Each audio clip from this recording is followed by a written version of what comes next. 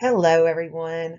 Welcome back to my channel. This is Jennifer Jennings, your intuitive astrologer in Nashville, Tennessee. I have been working on Christ's natal chart for some time now. Here is his fourth house of home. I'm so happy to deliver to you guys today. It was romanticized within the Torus Field. Christ's fourth house of home is our house of home as well, because his story is our story, it's history, it is for all of time. It is the pattern of the higher cosmic Christ consciousness. And again, it's just been romanticized by the Romans. The Romans adopted ancient Egyptian, ancient Indo-Aryan type of religion beliefs, idealisms, and they just romanticize them. And so I am going to walk you guys through this house of home, which is not really that intense like his third house was. However, this is just adding more, confirmation that what I have been told, what I'm feeling, what I'm getting, what I'm receiving is the most accurate that that I can find elsewhere. And it teaches us the natural connection with God teaches us that that's what we can trust. In this incarnation, intuition is not the forgotten sense. It's really the only sense that is true. And so as we go through this fourth house of home, it only has, his south node. He's got his IC here and his south node, but what I want people that are interested to understand is the magnetism. The magnetism was, like I said, it was romanticized by the Romans, and it deviates us from the actual gnosis of the energy fields. And that is what Christ worked with. That is what I've been working with, and that is what I want to convey to you guys. So let's get started. The fourth house is ruled by the moon, and so the moon is ruling Christ's fourth house, meaning it's reflective, it's emotional, it's intuitive. It is a Cancer moon is a psychic moon, and because his fourth house is in the Torus field, in Taurus, in, this earth. This is where he reflects, and this is where he is able to leave the south node behind. And so the fourth house represents the home. It represents security and sanctuary. It helps you build your character. When you're in your early childhood, challenges, obstacles, adversities, they help you to overcome when you are an adult. Things that you can rely on or you can go back to and rework in your life. So the home is a source of nurturing. It's a renewal. And this foundation sets, like I said, in early childhood to help build that character. It also can represent your mother, what your mother was like in this fourth house of home. And so we can see that Christ's mom was more down to earth. She was very earthy. She was about, the magnetism of the earth, and probably more, like to grow her own food, or, plants and, different things that she would admire of beauty would come from the earth. And so the fourth house, again, it's ruled by Cancer, the moon. And Christ has the IC, which is his, well, I'll get to that in just a minute, and south node here in the fourth house of home, in the sign of Taurus. The fourth house of Christ is where he learns. This is where he learns, and he is able to balance the emotions, and he can tell that his health depends on the balance of his emotions. So again, this is our story, guys. I want you to understand that his story is our story as well, especially right now. Right now, balancing the health of our emotions is going to help balance the inner world as well, and help balance.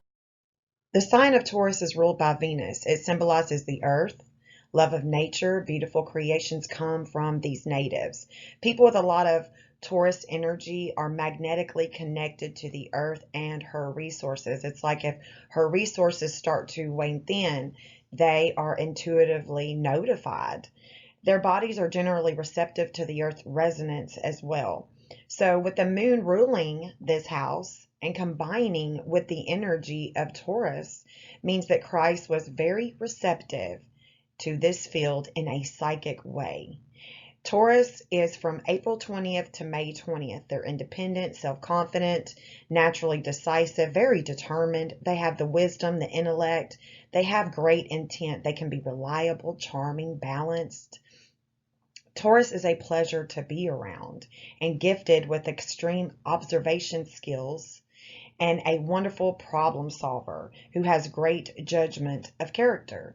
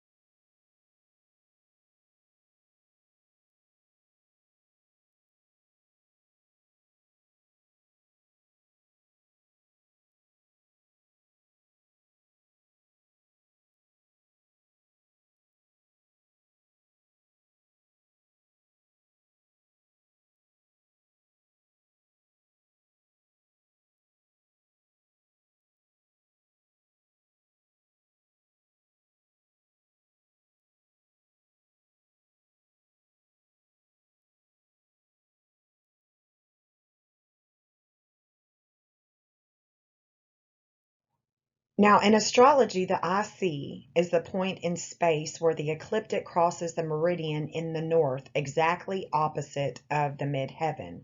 It marks the fourth house of home generally.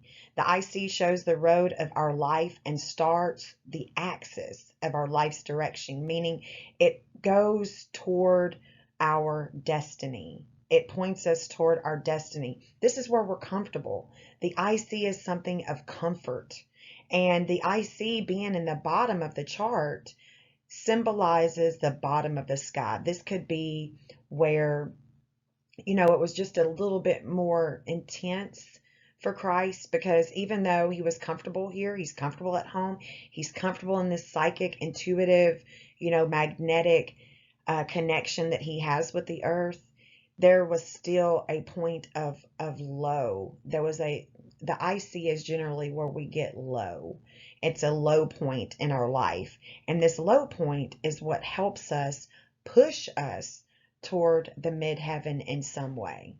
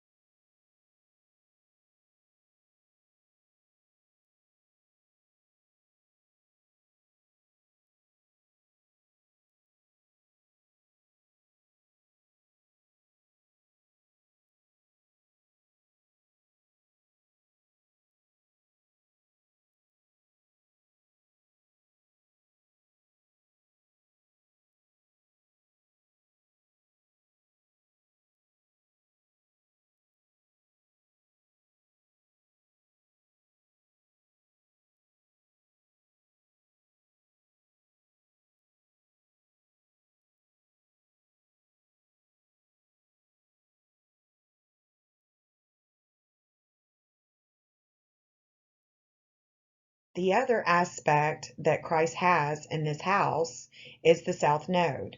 And the South Node is an aspect of your birth chart that directly correlates with your North Node. So whatever degree it is, it's going to be the same degree for your North Node. It's going to be in the opposite house. So these two aspects are the points where the moon's orbit pierced through the plane of the ecliptic when you were born. And so together, they are known as your lunar nodes.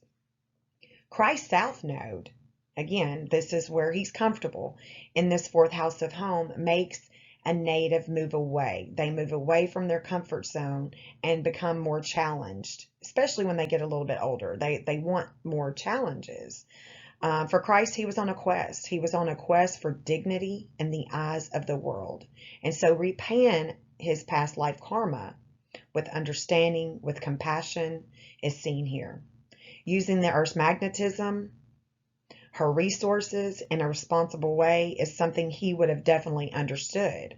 He would have also understood that balancing this health, any type of health at home, was crucial. His home is the earth, and he is moving away. He is moving away because in order to create a heaven on earth, we have to create something new. And so he is reworking, he is moving away from the earth, but not her exactly or her magnetism. What he is moving away from is the negative aspects that we would find in Taurus of being very judgmental and not really seeing the clear picture. Reworking modes of action from past life incarnations to push these limits to the North Node is definitely something that Christ would have known. The South Node is placed natally, and it shows your misgivings, your past incarnations. This house placement indicates the areas of life where those trials took place. So his past life trials had to do with not only magnetism, the romanticized type, but it also had to do with, learning how to use and not.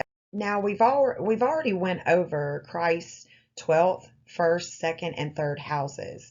And so I'm not going to revisit those houses. Feel free to start where you like, but in order to get the whole story, and nothing but the whole story, you're going to have to go through these videos. And if you are interested at all in Christ's story having to do with our story, then you're going to really want to go back through those, because Zeus here in the Torus Field, again, this was a romanticized type of story. But I want to tell you the story from Christ's point of view, from this higher consciousness, right? This unconscious that we can all tap into. So for at least 6,000 years, the bull, which represents Taurus, for at least 6,000, I mean, I go back to 25,000 to the beginning of the last epic. And this is when the Aryan Armenian people worship the sun god Ar. That's right, A-R. Ar became A-R-E, and then it became Aries over time. And so the original symbol of Akasha, the magnetic field, the sun, they flourished and evolved into symbols like the cross and the different symbols of different rays. And so when we reflect in time, R is also the sun god Ra. And so everything is dual, right? It's an image. And we can see that the image in man's consciousness went from R to Ra. Or if you want to, you can say vice versa, but I'm talking about this epic that we're living in, or epoch that we're living in right now.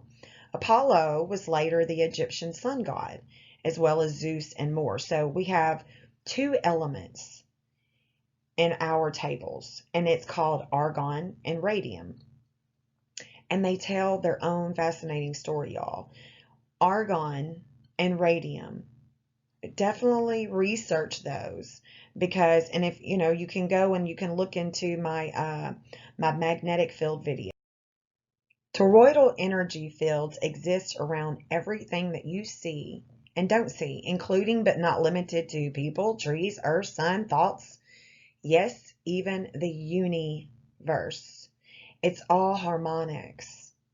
It's harmonics. It's a beautiful melody that is being played. And if you listen, if you just listen and you become silent, you can hear the harmonics. Your entire life is created by and from this energy and field. Most torus dynamics contain two torus or tori, like the male and the female. One is horned and one is not. One is spiraling up and one is spiraling down. The heart generates the strongest electromagnetic field produced by the body. So an exchange of electromagnetic energy produced by the heart occurs when people touch, are in close proximity of one another, including 6 feet apart. Your magnetic field of your heart goes out 6 feet. Keep that in mind.